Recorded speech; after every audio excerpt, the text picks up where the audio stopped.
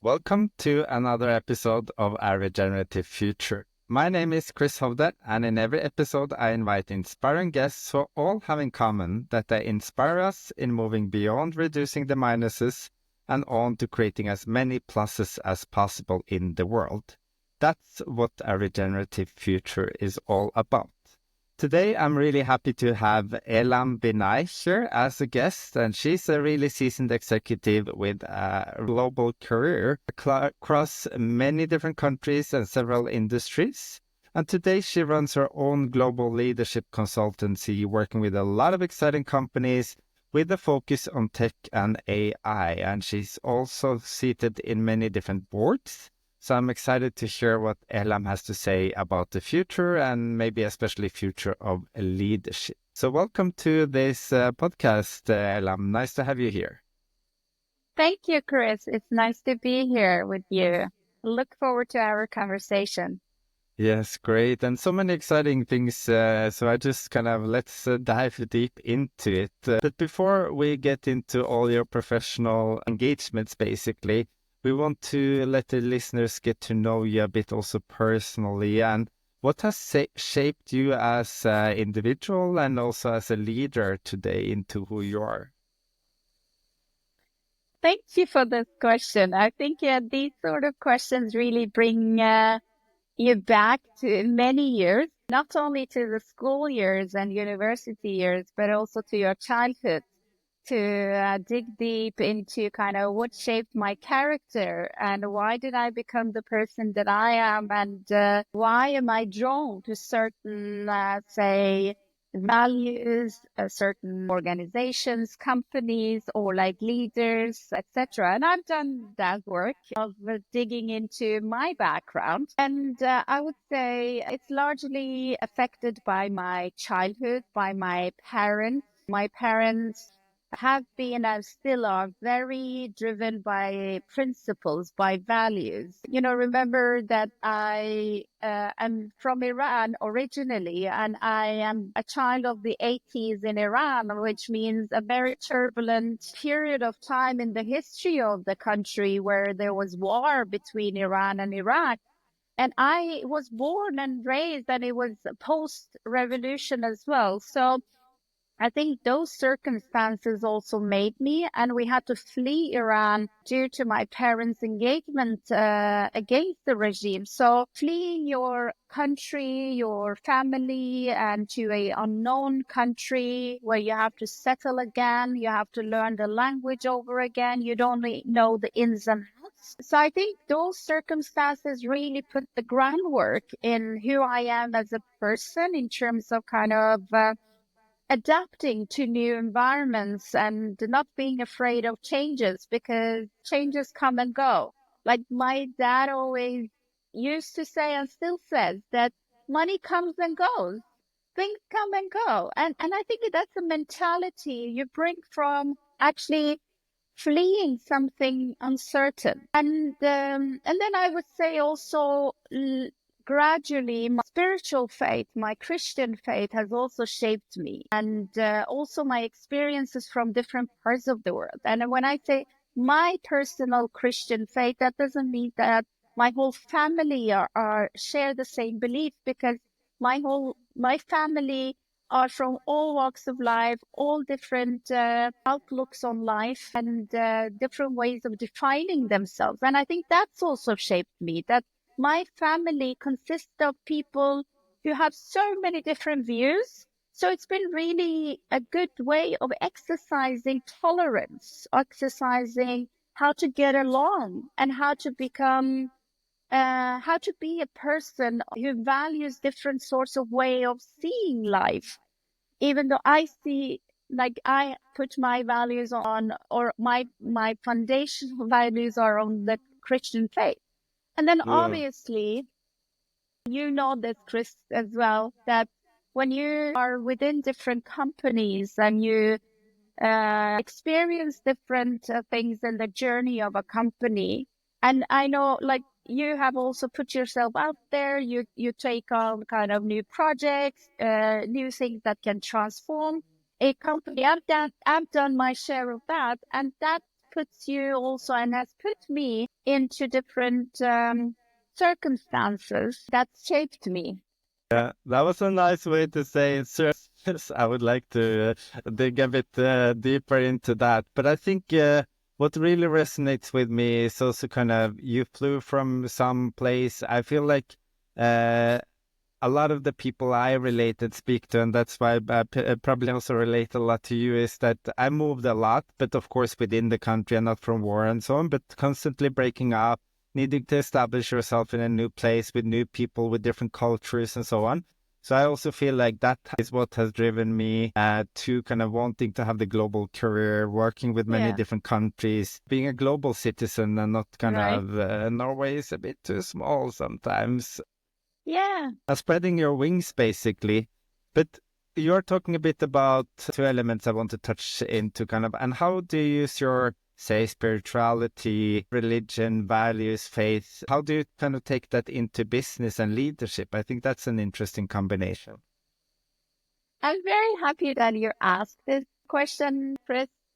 I have studied leadership and organizational psychology, communication for multiple years. And at the same time, on a personal level, I've studied spiritual scriptures. I must say, some of the new things that become very trendy over the years within the leadership sphere, such as growth mindset, such as servant leadership, psychological safety. I mean, I can mention multiple areas where we have great research. Read the scriptures, and you have it there. Yeah. I would say, like, I am a great follower on, and and it's really important to me, and it's been really important to me that whenever I conduct my work, that it's based on research, that Mm. it's backed by research, and we have great research backing these areas, just to mention a few of them.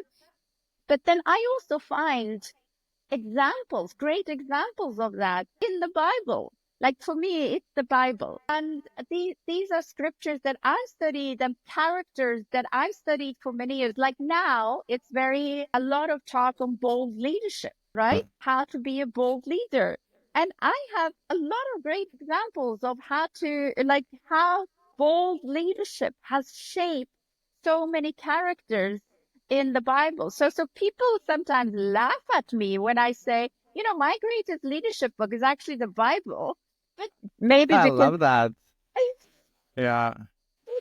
because probably I have read with that mindset as well. So I'm looking for Mm. that. But I think we have a lot of great examples. So it's shaped me a lot, Yeah. definitely. But then I think we really need to look at the science of things, look at kind of how does this really give an effect in Mm. organizations, in Mm. leadership, in character, and really constantly be curious about learning new ways of doing things, new methods of doing things, and have this curious mindset. Yeah, but I think it's what you say. It's a good combination. I think yes, research can tell us part of the picture, but research is also kind of on the masses and the average and so on. It doesn't necessarily always apply to the individual. So we also need to have a sense of knowing our people and our context, and will that benefit from research actually fit into our company as well, to kind of have an evaluation, because research basically shows everything and in between. So you can also get research to support whatever you Yeah, think is right. So I think yeah, it's too that's true. easy to say, let's only do research. I think it's also brilliant that you bring in spirituality and your own kind of authenticity, background, personality, and being a bit like unapologetically yourself. Many people shy away from actually saying that I'm a Christian or I find some things in the Bible, and let the haters hate and let them laugh, because it's, yeah, but it's your life and you bring you But with it's all your interesting that colors. you Yeah. say that, Chris, because I see that much more in, say, European business environment that Mm. like you say, we shy away from talking about our spiritual lives It's or almost our embarrassing for souls, many people. Yeah. right? But then that's such a big part of us human beings. And Mm. I mean, You might say that in America, it's a lot of people talk about like faith and all that. But then I find that very really interesting that it's so normal to say that I pray to God. That Yeah. say that I was in church. Like I had a meeting with a executive a few months back, CFO, and it happened to be on Sunday afternoon because he was seated in the US. And then I see him sitting there with his tie, and I'm like, "What's up?" Like on a Sunday. Uh, and then he said, I just came back from church. Mm, And I would never hear this in Europe. mm, Or, yeah. talking about either this or even politics.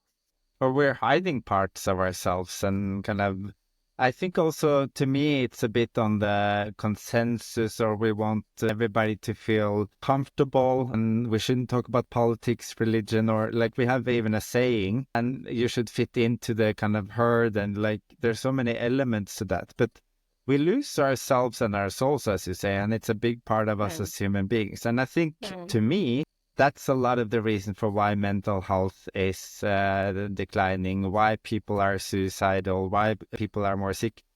You're actually closing parts of yourself in order to fit into a workplace.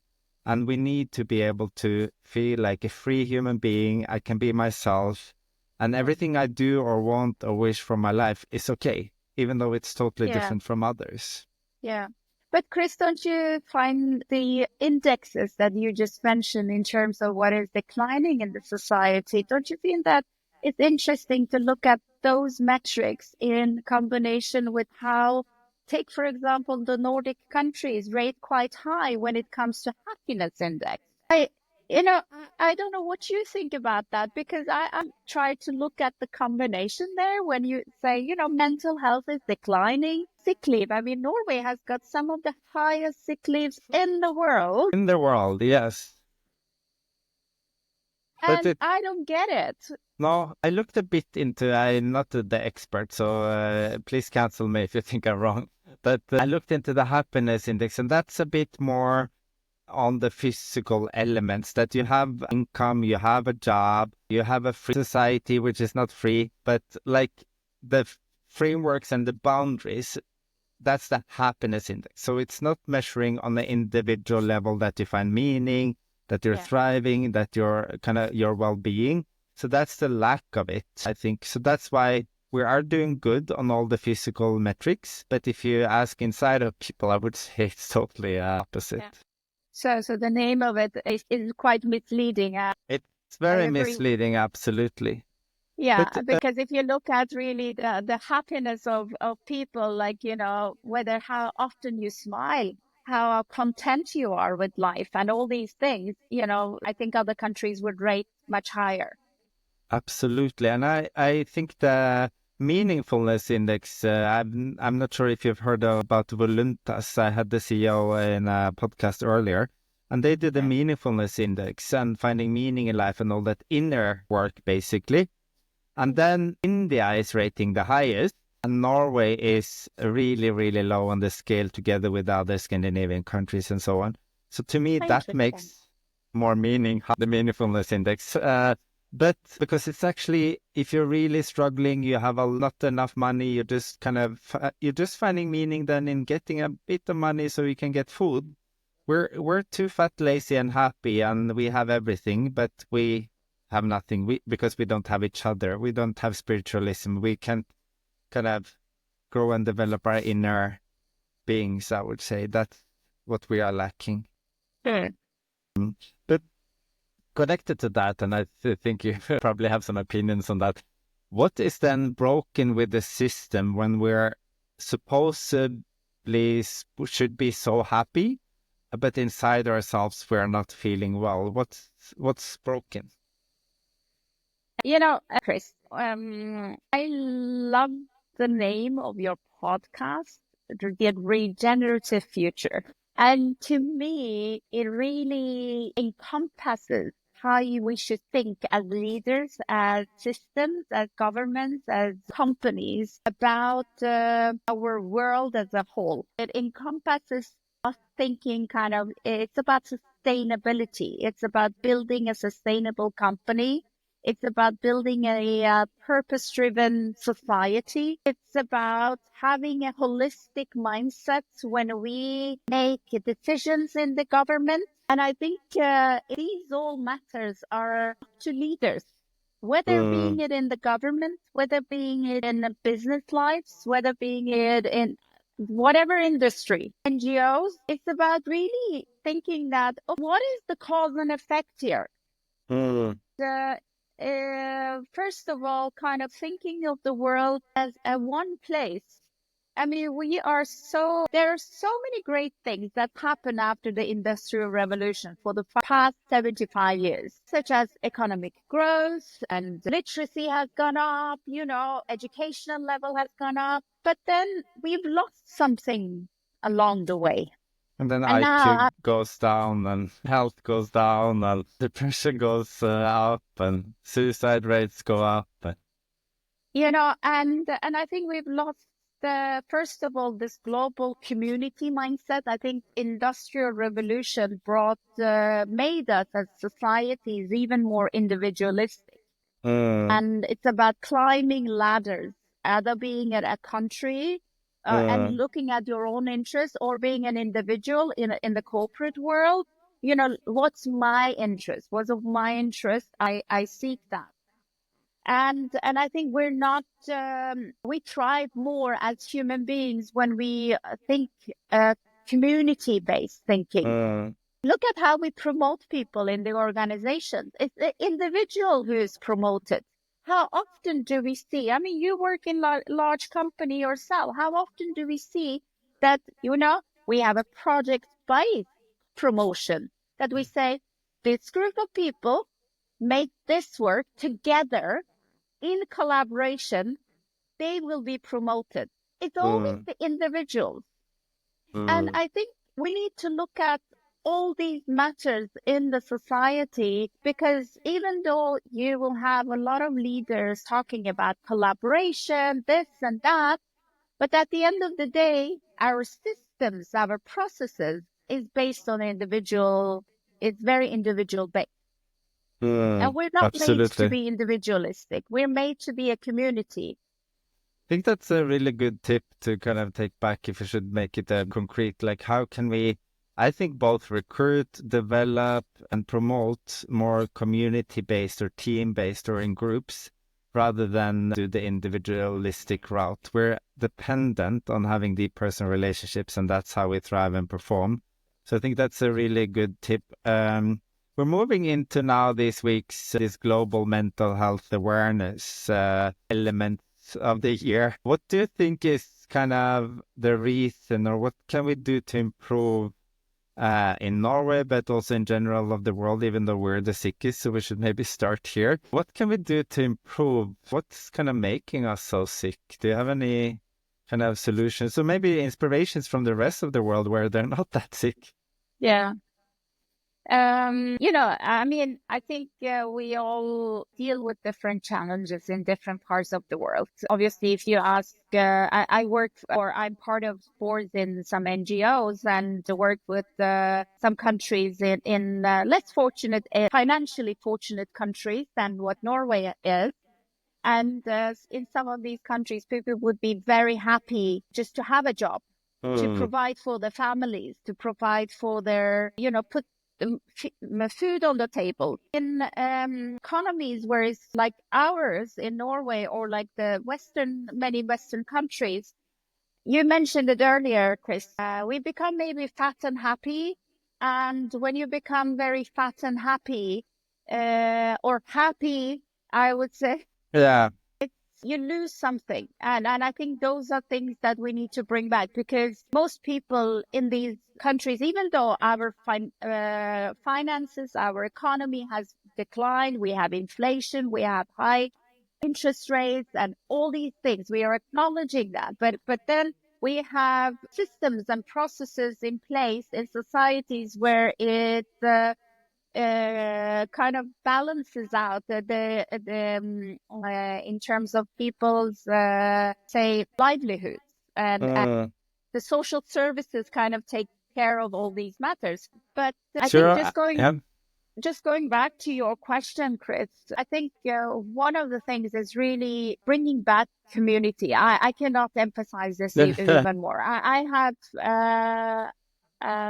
part of this whole capitalistic, individualistic society myself, and I have myself sought my individual interest as well.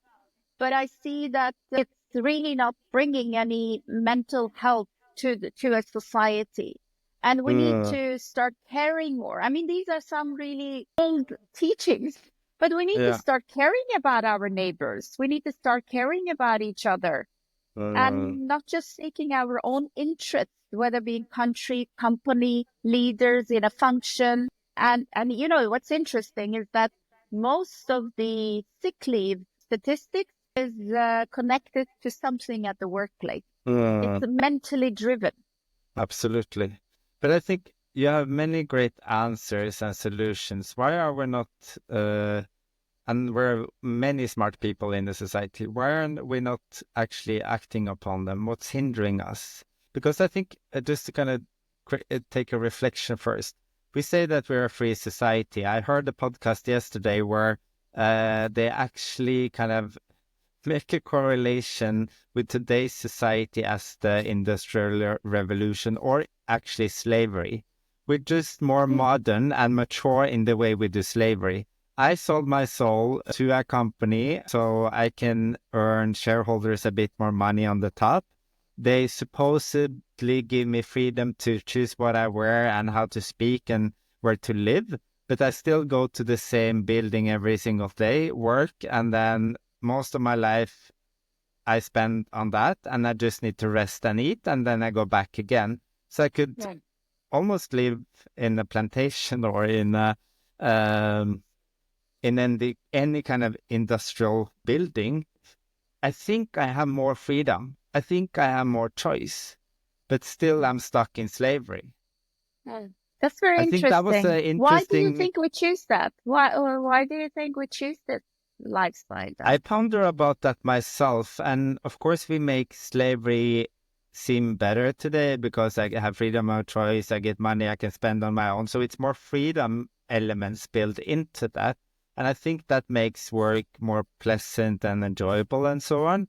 But if I think longer ahead, is that the optimal way to set up humanity? That the richest get ultra rich, that people just fight to get a bit more income throughout their whole life, spend their whole life working, especially now that my mom is also dying. I every Sunday talk with her and get a lot of kind of nice perspectives. She was working her whole life in senior executive positions in boards and so on. I wanted to live her life when she became a pensioner.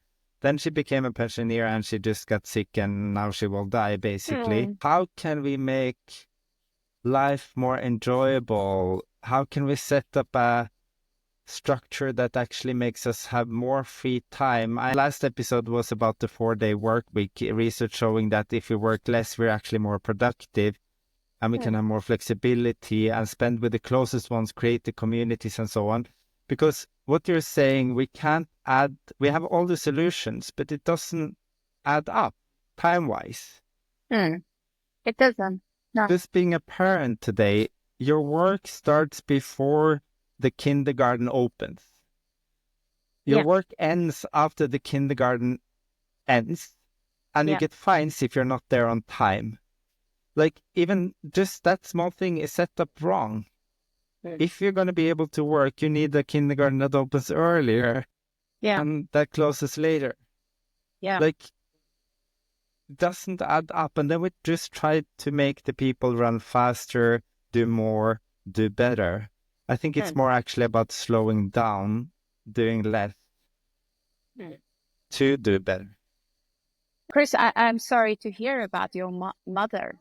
It's very sad to hear, and I'm glad and I'm thankful that you're bringing up such a personal thing in this conversation. Of course.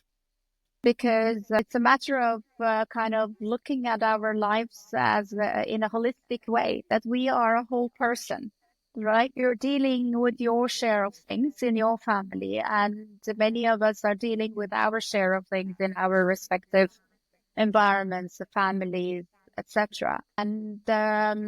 But then there are all these expectations that we have built up in the society, and where things are not really set up to give us that balance. And I think it just kind of going back to what I mentioned around kind of need leaders who think holistically.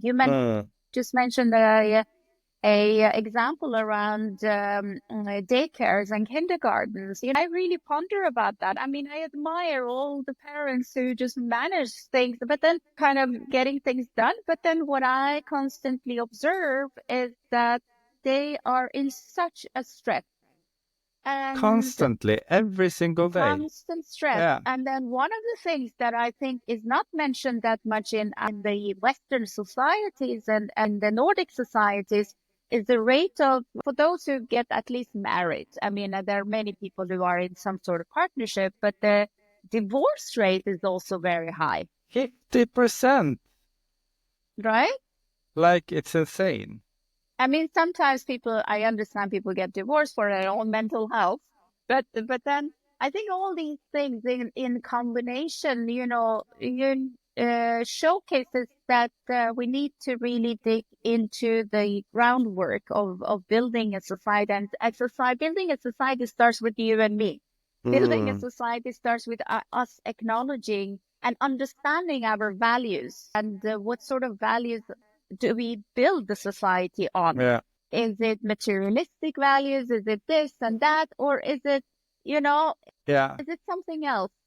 But that's also, it annoys me so immensely. Like, we have the numbers, we have the divorce rates, we have the mental health, we have the sick leave going up. And then when we're so many smart people and leaders, like, don't we see a link with running faster, pushing harder, effectiveness, only talking about money, business, and kind of the outer frames, with the solution that maybe we need to slow down, maybe we need to kind of build more communities, maybe we need to get people to take time to kind of recover and go introspectively and find themselves.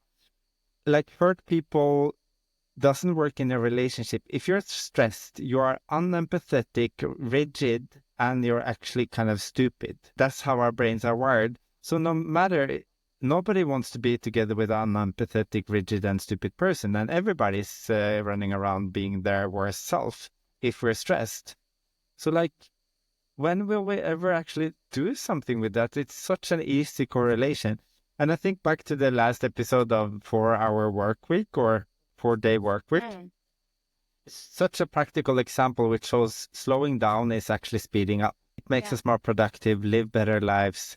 We need to think differently. It doesn't help to just push harder and harder and harder.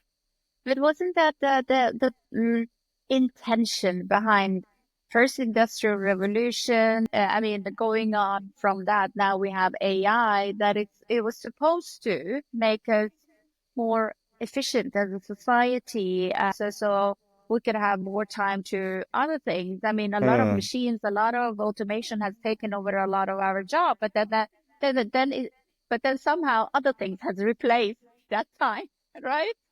Yeah, because we're just going into the same old pattern, and it's difficult to break the patterns. But if we're gonna, because we're getting to, and I can discuss with you on many of these topics forever, but we're getting into a close. And what could you, if we're gonna end a bit on practical advices for the listener, what could you take with you from global leadership, a bit of the discussion we have talked about today, to kind of create a better life both for yourself and for the others around you? If the listeners is going to take some small steps in the right direction, what would be your top advices? The question that you just asked me was a question that a coach I had a few years back. I did a executive leadership training in IMD in Switzerland, and all the participants, we had our dedicated coaches and individual sessions. And I had my individual session with mine, and she asked me to draw a circle, like a pie, and then divide in different pieces that pie. And then write in each piece what sort of, which areas of my life exist. And then rate them give a percentage of how much time and how much focus each area gets. At that time, it wasn't balanced pie pieces, I must say, because we also talked about how I would like that pie to look like. And to me, it's taken me time, Chris. Maybe it comes with experience, knowing your values, living your values, assessing yourself, and constantly growing, experiencing, failing, succeeding. All these things. But to me, it's become even more important that family, my faith, my values, I am not going to deviate from that. Give me the world, but then if I lose these elements, there is a chance for me to lose kind of who I am, my dignity, then my values, then I'm not willing to compromise on that. Maybe that makes me a little bit kind of you're too much a free bird, don't know. Yeah, but Unpredictable in some circumstances, because you want to. I mean, in this world we live in, we've talked about it. We want people to be in a box. We want them to kind of run this machinery and run in this machine, in this hamster wheel. So I think just assessing really 3 points. Assess what your values are. Assess whether you live those values, and then build your character and become secure in that. I think when you have that, then you can talk about being bold, then taking bold steps. Because boldness is not about just talking about being bold. It's about really taking those bold steps based on your values and your character. And there comes a thumbs up from your Mac, so that's a good statement. But I also think what you said, assessing a bit of your life and the pieces and the cakes. We just recently did the training with our people where we did the Harvard Business Review energy audit, which both does spirituality, physical, mental, community, and so on. So I would also recommend and add that to the mix. Go to look that up and score yourself. How is your life balance? And then, as you say, building a clarity in your own foundation. Who am I? Listening more inside than outside. So you actually can stand on a really strong platform. Then everybody becomes a superman or woman or everything in between. So I think that's a good closing tips. Shall we add that also surround yourself with good people? Like, I'm very glad to know a person like you, even though we might not agree on everything on the outlook of life, Chris. Hopefully not. Exactly, but I value these sort of relationships, and I think just surrounding yourself with good people. Absolutely, and people that compliments you. So I also really appreciate you, Elham. Thank you for adding that. So good. Thank you so much for joining, Elham. It's exciting to catch up with you and all the things you're doing in the global leadership space, and look forward to follow you also going forward. Thank you for coming. Thank you for this conversation, Chris. And thank you to all you special listeners out there to the podcast, A Regenerative Future, where we invite inspiring guests who all contribute to create as many pluses as possible so we all can live better and more fulfilling lives. So until next time, wish you a regenerative week ahead, and see you and goodbye.